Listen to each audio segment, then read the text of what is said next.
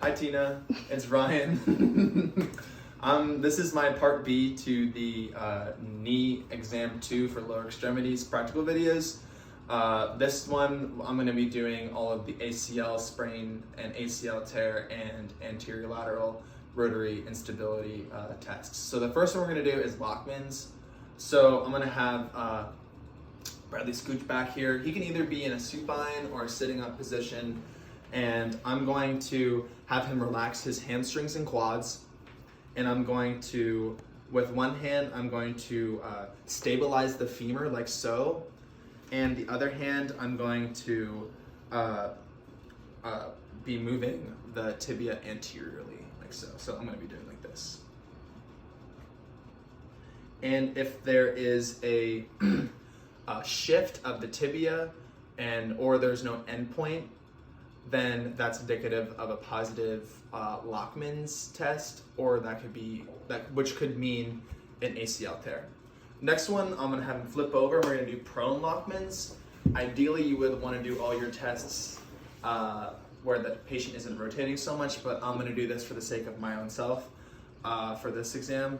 And so I'm going to put the knee in about a 30-degree flexion, and I'm going to palpate that anterior ligaments on the other side, and I'm going to put a downward pressure onto the tibia, and I'm going to be noting for any like anterior tibial sliding. And if there is anything like that, then that could mean possible ACL sprain. And that would be a positive test if there was movement. Next, I'm going to be doing lever sign. I'm going to be doing anterior drawer. I don't want to forget that one.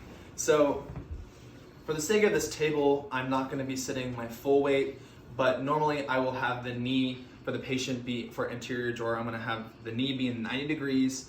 I'm going to sit on his foot with full weight.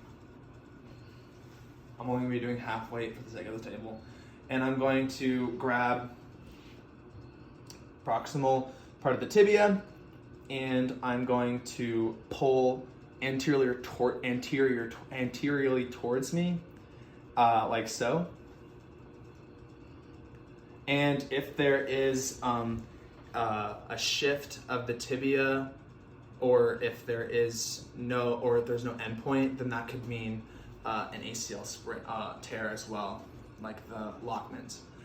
Next, can you scooch back just a little bit more? And you can sit up for this one, kind of, because I want to make sure that you could be able to see this. So this is going to be the lever sign test. I'm going to put ideally the athlete would be in supine, but for the sake of this table, I am going to have him be sitting up so that he doesn't fall off. I'm going to put my fist underneath his calf like so, and then with the other hand, ideally you would want to not maybe do a crossover, but I'm already sticking with this. So I'm going to be putting a downward force on the thigh like so, and ideally you want to have the toes come up like that. If they don't come up, or if they stay there, then that could mean an anterior or an ACL sprain. Next one I'm going to do is the lateral pivot shift maneuver, and that is going to be I'm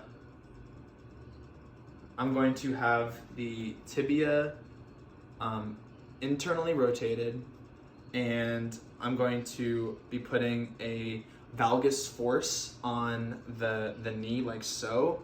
But as I'm doing this, I'm going to be moving it from full extension to 30 degrees.